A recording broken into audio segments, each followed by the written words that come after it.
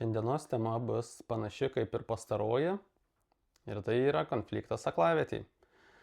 Tik tiek, kad šiandien apžvelgsime ne karą tarp Ukrainos ir Rusijos, o keliausime į artimuosius rytus ir pasižiūrėsim, kaip sekasi amerikiečiams ir iraniečiams. Nes įtariu, kad visi suprantat, kad nelabai jiems sekasi susišnekėti. O kad pradėti temą, tai keliaujam į pačią pradžią ir pabandom užsiduoti savo klausimus, tiksliau prisiminti, kokie buvo amerikiečių tikslai pradedant karą. Ir vis pirma, reikia prisiminti, kad amerikiečiai vyko į Iraną padėti Irano žmonėms tuo metu, kai metų pradžioje Islamo gvardija juos ten, paprastai tariant, šaudė dėl to, kad jie buvo sukilime prieš valdžią.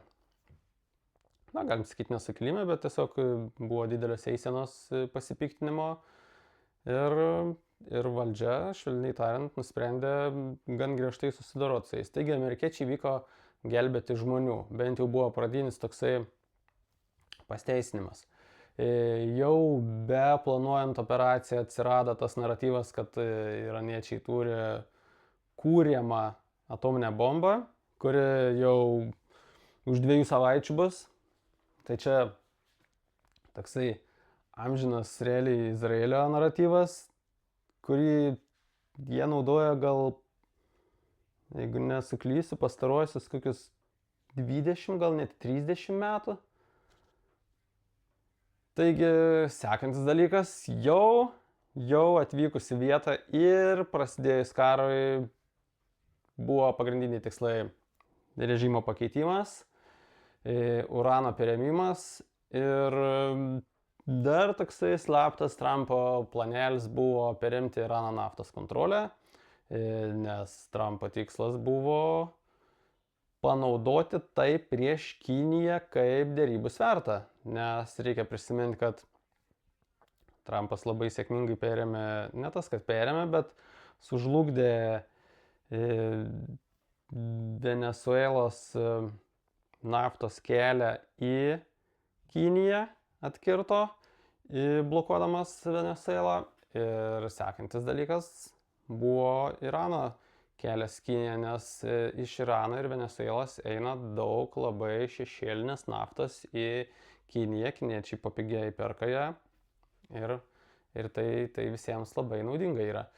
Taigi toks slaptas planelis buvo. Kaip žinome, Trumpui naftos kontrolės perimti nepasisekė, dėl to jam labai nepasisekė susitikimas Kinijoje ir Trumpui teko grįžti tokiam, galim sakyti, nuleistą galvą ir visi apžvalgininkai labai aiškiai įvardijo, kad Kinijos Xi turėjo visišką viršų prieš Trumpą tame susitikime. Kitas dalykas, ką mes tikrai žinome, tai kad Trumpui tikrai nepasisekė ir apskritai amerikiečiams nuversti režimo. Čia gali būti toks ginčytinas dalykas, bet tebūnie jie pakeitė tas režimo galvas ir pirma eilė vadovų buvo nuimti, antra eilė vadovų nuimti, ten trečia eilė ir taip toliau. Ir šiandien turim, ką turim.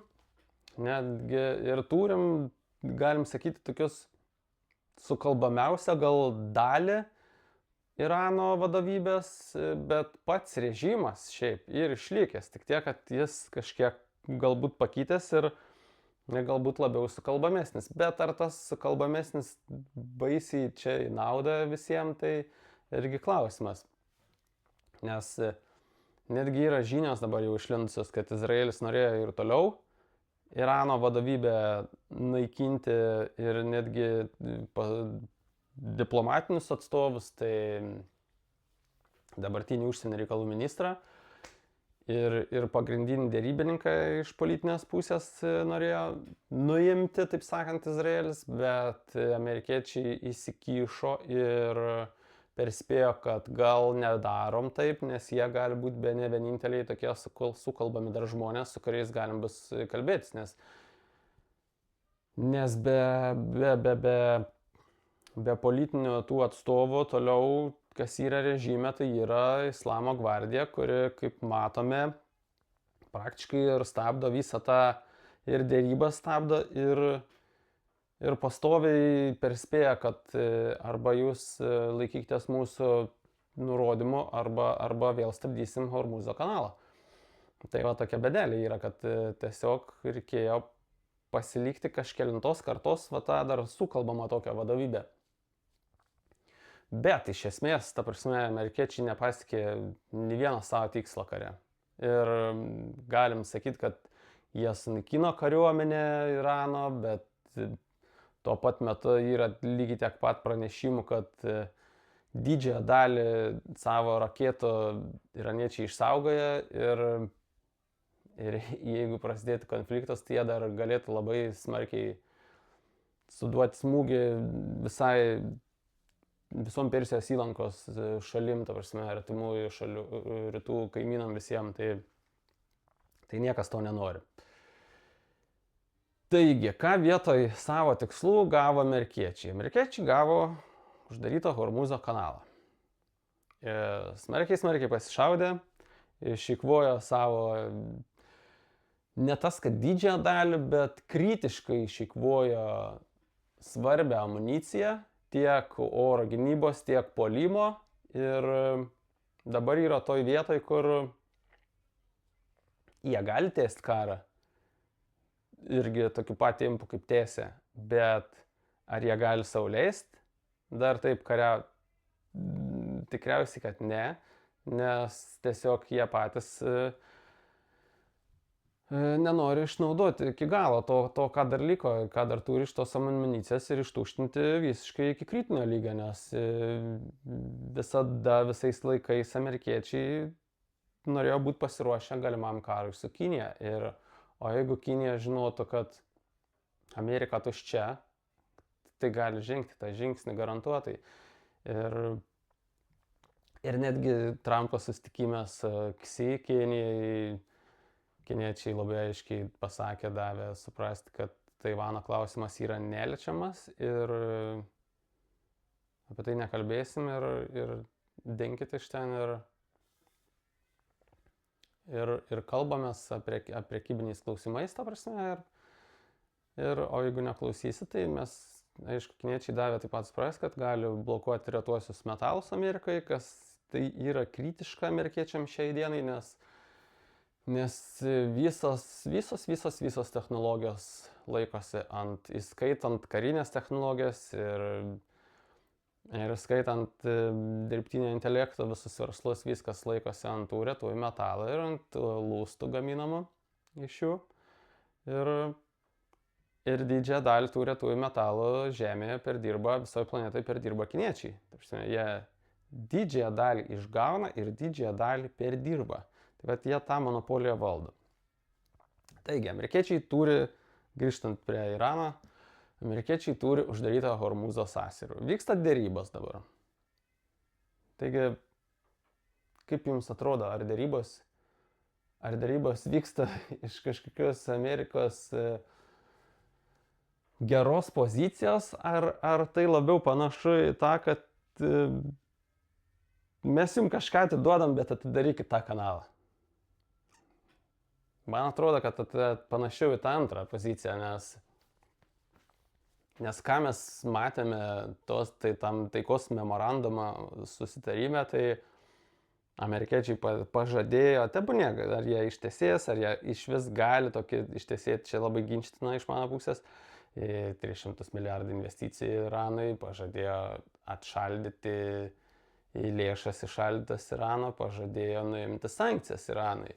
Tai visi dideli pliusai Iranui, kas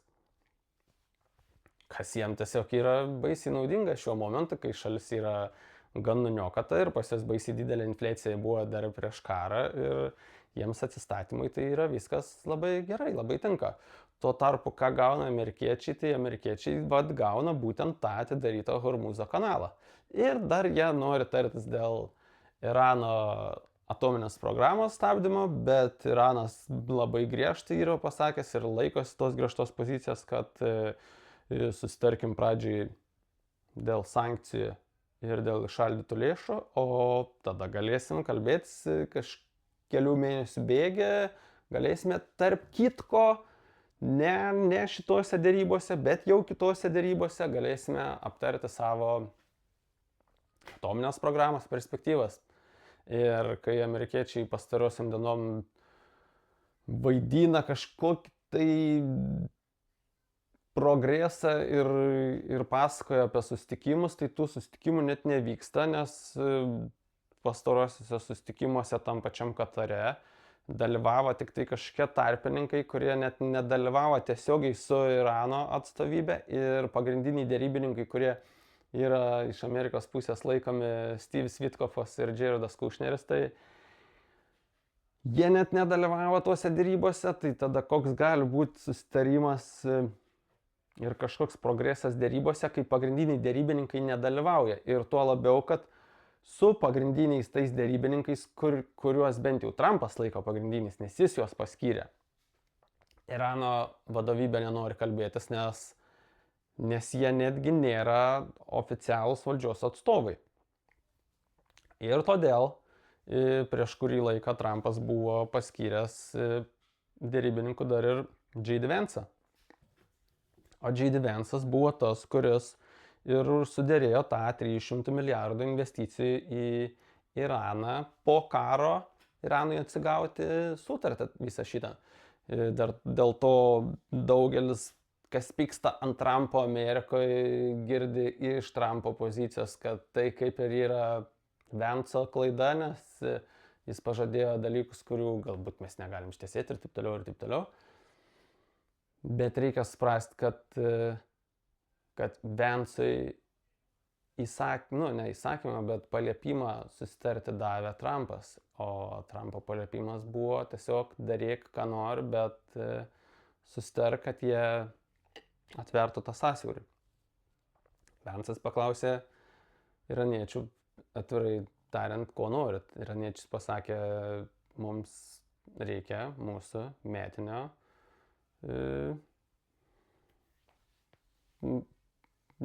BVP. O metinis BVP pas iraniečius yra 300 milijardų. Taigi, šiuo metu vyksta dėrybos. Vėlgi pakartosiu. Ar jos juda į priekį? Ne.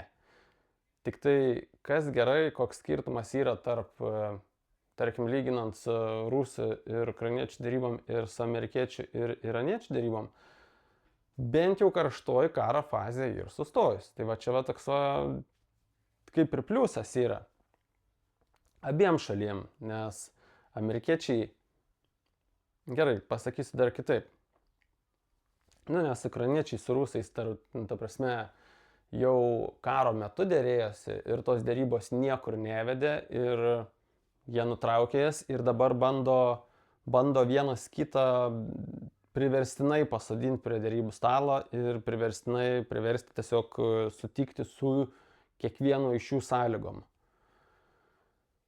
Iranas su amerikiečiais negali nei tęsti karo, nei kažkaip priversti vienas kito sutikti su jų sąlygom. Va čia yra tiek aklavietė pas juos. Kodėl Iranas negali Amerikos priversti sutikti su jų sąlygom? Tarkim, nes Iranui šiaip užtenka pagrindėtai, kad atsišaldytų lėšas, kad grąžintųsi pinigai. Viskas. Ir kad amerikiečiai atstotų nuo tų bombos kūrimo programos ir tebūnie mes pažadėsim ten kažką, bet klausimas, ar mes ištiesėsim ar neištiesėsim. Ir taip jie galėtų gyventi. Jie netgi šiuo metu jau yra gan geroj pozicijai, kai kanalas yra sąsiauris, tai yra dalinai pravertas, nes šiaip laivai neplaukia Hormuzo sąsiauriu dabar pilnu tempu. Jų praplaukimą reguliuoja vis pirma Iranas. Jeigu pro Irano siūlomą kelią laivai neplaukia, tai Islamo gvardija pašaudo biškį. Amerikiečiai ten susinervuoja, pašaudo gal, bet gaunas taip, kad visi laivai išsigąsta. Ir po truputį vis daugiau laivų šiai dienai plaukia būtent pro Irano nustatytą kelią. Tas kelias eina pro Iraną ir aišku, ten Iranas gal kažkiek ten ir daugiau mažiau pasiima ten kažkokią aleduoklę iš tų laivų. kitas dalykas, ką svarbu suprasti apie tą visą tų laivų praplaukimą, tai kad sąsiauris nėra atsivėręs tiek, kad nors ir laivai plaukia pro Irano kelią, tų laivų praplaukia daug mažiau negu turėtų praplaukti, nes eilinę dieną dar prieš karą ten praplaukdavo virš 100 laivų pro tą sąsiaurį. Šiai dienai praplaukia ten gal, maksimum 30, bet šiaip tai, tarkim, 20 laivų praplaukia. Laisvai. Iš tų 20 laivų reikia suprasti, kad tai nėra abipusė kryptis. Didžioji dalis laivų vis dar tik tai išplaukia. Iš tos visos galybės laivų, kurie ten buvo įstrigę Persijos įlankai, tai didžioji dalis tik išplaukinėja. Ir iš tų 20, tarkim, laivų, kur per dieną perplaukia, tai, tarkim, yra kokie 15, kurie išplaukia ir kokie 5-10 laivų tik kasdieną įplaukia į Persijos įlanką, nes yra vis dar daug baimės, kad o jeigu vėl užsidarys, nes Iranas, kaip ką tik minėjau, kad Islamo gvardija, jeigu kas nors nepatenka, koks nors laivas sugalvoja praukti pro Omano krantus, Islamo gvardija pašaudo ir jeigu netyčia amerikiečiai ir iraniečiai apsipiks daugiau, tai visa šansai yra, kad sąsiauris vėl bus uždarytas, žodžiu. Tai yra daug bijančių dar įplaukti, todėl reikia suprasti, kad visi ir naftos keliai, ir kūro keliai, ir trąšų keliai nėra dar atsigavę ir iki atsigavimo dar daug laiko turės praeiti. Bet kas iš to gerai Iranui? Iranas, kadangi Iranas reguliuoja laivų praplaukimą, tai jie savo naftą pilnu tempu, ta prasme, plukdo tenai. O Kinai perka, Pakistanas perka, Indai perka. Tai jiems šiai dienai yra kaip ir viskas ore, taip sakant, ramios bitės. Ir jie gali laukti ir ilgai dėrėtis. Tuo tarpu ten amerikiečiam tas ilgas dėrėjimasis nėra labai gerai, nes kad ir naftos kainos yra nukritusios, bet kuro kainos Amerikoje kažkaip vis dar nekrenta ir viso to konflikto sprendimas tęsiasi ilgiau ir netgi Amerikoje ūkininkai, kalbant apie trąšas, skundžiasi, kad jų trūkumas tikrai yra šiais metais ir iš kitur trąšų jam yra brangiau nusipirkti ir sunkiau gauti, tai jie tokiam Amerika yra minuse, kad ir kaip pieštų tą scenarijų, Amerikoje tempti ilgai laiką iki pilno susidarimo irgi nėra gerai ir todėl jie norėtų kažkokią greitą tą dėrybinę pergalę pasiekti. Kodėl jie negali pasiekti? Nes jie turi tą tikslą dėl savo tos atominės programos Irane. O Iranas kategoriškai nesutinka dėrėtis dėl atominės programos. Kodėl amerikiečiam tai reikia? Nes čia buvo pagrindinis pretekstas karą pradėti. Kaip Trumpas gali dabar sugalvoti, kad tebūnie, tik ten atidaro kanalą ir mes dingstam. Ir tada kaip jis gali namie paaiškinti, kas čia įvyko per tos visus mėnesius, ką jie ten pasiekė. Jeigu visas pavojus buvo išreklamuotas, kad Iranas kelia pavojų net Amerikai su savo tą atominę programą, ir šitoj turės tokių raketų, kur toj iki Amerikos nuskris. Ten jau Izraelis jau nebesvarbu, svarbu buvo, kad tuoj Amerika jau gali atakuoti, jie turi raketos kitokio atstumo ir taip toliau ir taip toliau. Tai ir gaunas, kad to susitarimo negali būti. Ir Iranas gali užverti sąsiaurį, bet to pačiu negali priversti Amerikos sutikti su jų sąlygom, nes Iranas net neturi galimybių pulti pačią Ameriką, tai jie tik gali tą tokį ilgą žaidimą žaisti, to sąsiaurio arba stabdymo arba užvėrimo. Tuo tarpu amerikiečiai negali priversti Irano irgi prisimti sąlygų, kurių nori amerikiečiai, nes jeigu tik kas Iranui nepateks, iraniečiai gali užvėrti sąsiaurį. O jėga amerikiečiai irgi Irano negali priversti, nes jie gali kelius trumpus pasišaudymus dar padaryti. Ir taip ir buvo. Iraniečiai atakavo kokį nors laivą, amerikiečiai atakavo Irano pakrantės, raketų paleidimo vietos, bet vėl totalaus pilno karo, kad ir kiek Trumpas rašinėtų savo socialiniuose tinkluose, kad jis ten bombarduos Iraną ir nušluos ir bus Armagedonas, jie to negali padaryti, nes jie neturi tiek amunicijos. Tebūnie, jie turi dar tiek amunicijos, kad galėtų tokią pat kampaniją paleisti kaip nuo karo pradžios, jie tikrai galėtų. Bet tada jie liktų tušti, o tas tai yra tiesiog nedovanotina. Todėl Petas Heksetas, Amerikos karo ministras, dabar jau galim sakyti, prašo Pentagono dar 80 milijardų finansavimo ir Trumpas prašo dar 80 milijardų finansavimo atgaivinti amunicijos atsargas. Tai ta prasme reikia suprasti, kad ir jie grasina, bet jie negali iš tikrųjų tęsti karo prieš Iraną. Ir yra toks užrakintas konfliktas. Konfliktas nėra karštoj fazėje, jie nebegali kariauti, bet jie negali ir susitarti. Ir galų gale tada yra dar tas trečias veikėjas, dėl kurio praktiškai karas prasidėjo, nes tai yra Izraelis, nes Izraelis prikalbino Trumpą kariauti. Paprastai tariant, Izraelis kalbino visus amerikiečių prezidentus nuo Bušo laikų, tai ir Bušą, ir Obamą, ir Bideną, kariaujant prieš Iraną. Nė vienas nesutiko, nes paprastai pasakys, buvo protingesni. Bet Izraelis per savo gudrų lobizmą susirado kvailą prezidentą, kuriam rūpi jo šeimos turtėjimas ir kurį lengva papirkti ir susitarė, kad važiuojam greitai nuėmam Irano valdžią, visi pasimes, laimim karą, tu perėmė Irano naftos kontrolę, viskas, laimim ramės bitės. Ir greitą pergalę dar turi prieš rinkimus Trumpas ir taip toliau ir taip toliau. Taigi yra trečias veikėjas Izraelis, kuris visų pirma šiuo metu vykdo invaziją į Libaną. Ir tai reikia vadinti tuom, kas tai yra invazija į kitą šalį.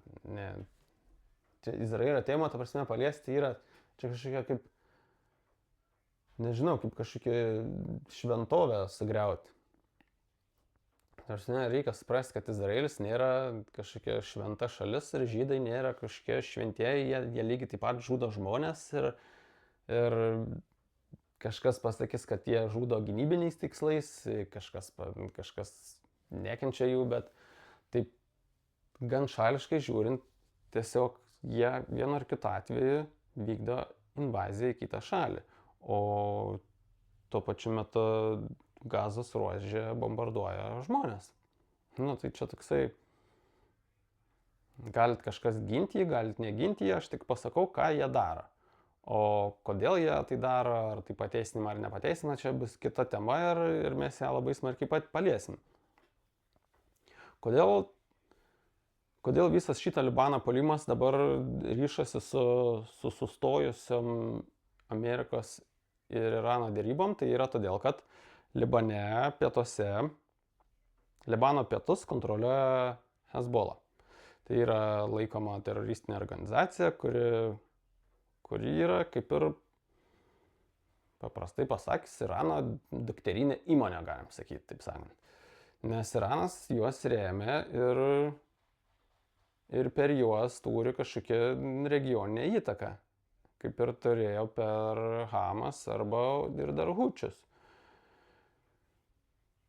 Ir čia tas yra tame bėda, kad tuo pačiu metu amerikiečiai veda derybas tarp Izraelio ir Libano oficialios valdžios, nes Libane yra oficiali valdžia ir pietuose didžiąją pietų dalį valdo Hezbollah ir taip pat Hezbollah turi politinių veikėjų ir nežinau iš tikrųjų kaip Libane vadinas, bet pavadinkim tam pačiam Libano Seime.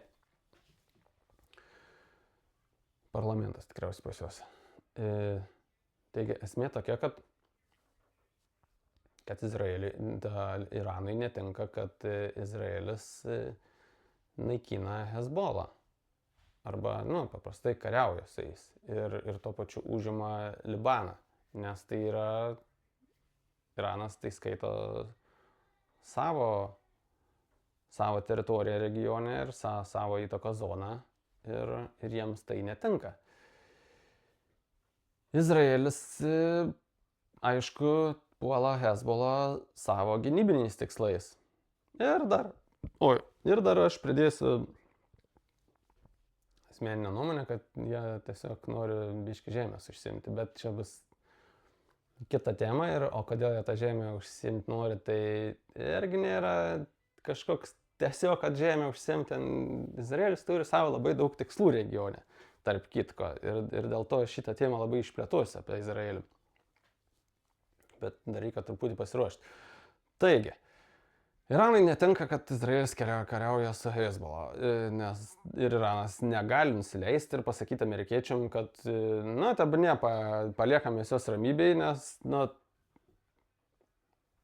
čia yra regioninė įtaka, tai yra tokie, paprasti dalykai, seni dalykai kaip pasaulis, lygiai taip pat kaip Rusija nenorėjo paleisti Ukrainos, ar ten dabar visų savo postsovietinių tų šalių iš savo įtakos zonos, taip ir Iranui netinka paleisti artimųjų rytų tam tikrų taškų, nes ypatingai Iranas, ir čia yra Irano buferiniai gynybiniai mechanizmai prieš patį Izraelį.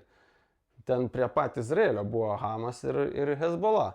Tai jeigu jie juos paleidžia, tada Izraelis yra atviras tiesiog kariauti prieš Iraną ir neturėti kažkokio atsako iš arčiau. Tai Iranas niekaip nepaliks Hezbollah vienų ir tai yra dar viena derybinė vieta, kur tiesiog yra aklavietė, nes Iranas sako, mes sutiksim dėl galutinio susitarimo su amerikiečiais tik tada, kai Izraelis baigs karą. Izraelis sako, ne, mes šitam susitarimui visiškai nepriklausom ir nesikiškite mūsų reikalus, čia yra mūsų asmeniniai reikalai, mes ginam savo pozicijas, savo žmonės ginam nuo teroristų ir amerikiečiai negali sudaryti susitarimo. Ta prasme, toksai užburtas, čia jau toks tinklas yra daugybės pozicijų ir reikalavimų. Todėl tas susitarimas bus labai sunkus tarp Irano ir amerikiečių. Tai va, baiginėsiu gal temą. Ir jeigu patiko, paspauskit like. Parašykit komentarą, kaip jums patinka šitą aplinką vesti video epizodam. Prisijungti prie kanalo. O pabaigai pasakysiu taip, kad Iranas yra per silpnas tęsti karą, bet jis gali bet kada uždaryti tą kanalą per sąsiaurį Hormuzą, o amerikiečiai negali irgi tęsti karo ir negali išsireikalauti iš Irano jokios stiprios pozicijos. Ir galiausiai, užbaigiant viską, tikriausiai geriausiai dar tai bus gerai prisiminti tą dalyką, kad Trumpas labai mėgsta įtakoti akcijų rinkas pastaruoju metu, kurios yra susijusios su Irano karu. Ir kol Trumpas gali įtakoti tas rinkas, tai jam gan yra naudinga ir galbūt to susitarimo jis netgi ir nenori baisiai, nes iš to lopsta jo šeima. Dėl to po artimuosius rytus važinėja jo patikėtiniai Steve'as Witkoffas ir Jaredas Kushneris, nes Kushneris yra Trumpo dukros Ivankos vyras, o Steve Witkoffas yra senas draugelis Trumpo iš senų jų verslo reikalų su rusais. Dėl to nebereikalo Witkoffas ir Maskvą važinėja, nes tiesiog jie visi pažįstami iš senų laikų per verslo ryšius, ta prasme. Taigi, o kas dar nežino, tai Tai Trumpas per artimuosius rytus, per arabų šalis vykdo savo šeimos kriptovaliutų verslą, per arabų šalis vykdo pirkimus, o Trumpo kriptovaliutų verslui vadovauja Steve Witkoff sūnus. Tai prasme, tos dvi šeimos artimai bendradarbiauja ir lobsta iš to, kas vyksta artimuosiuose rytuose ir apskritai pasaulio karuose. Ir kol jie galės lopti, tol tikriausiai to susitarimo rimto gali ir net nebūti. Tai va, manyčiau, kad šito karo, ne tas, kad nebe karo, karštoji karo fazė praėjo, bet šitas konfliktas tarp amerikiečių ir iraniečių yra didesnėje aklavietėje, daug didesnėje aklavietėje negu Ukraina ir Rusija, nes Ukraina su Rusija yra dabar šitoj, jie gal ir nesusitarė, bet jie yra toj pozicijai, kur jie bando vienas kitą priversti sutikti su jų pozicija jėga. Ir jie tą jėgą gali vienas prieš kitą naudoti ir turi pajėgumų, iš ko naudoti tą jėgą. Tuo tarpu amerikiečiai, kaip minėjau, neturi pajėgumų priversti Iraną sutikti su jų pozicija, nes jie neturi pakankamą amunicijos, o net jeigu turėtų pajėgumų, tai tikriausiai Iranas vėl užvertų Hormuzo kanalą ir vėl viskas grįžtų į seną pradžią ir tai yra gan sunki situacija. Ir todėl tai dar tęsis labai ilgai ir kas blogiausia visiems, tai kad visa naftos kelio ir kūro kelio šitą praplaukimas Hormuzo sąsiauriu dar ilgai neatsistos į savo vietą ir ta rinka negrįž ten, kur buvo ir viskam stabilizuotis prireiks dar daug laiko. Tai va. Tiek šiandienos epizodai. Iki.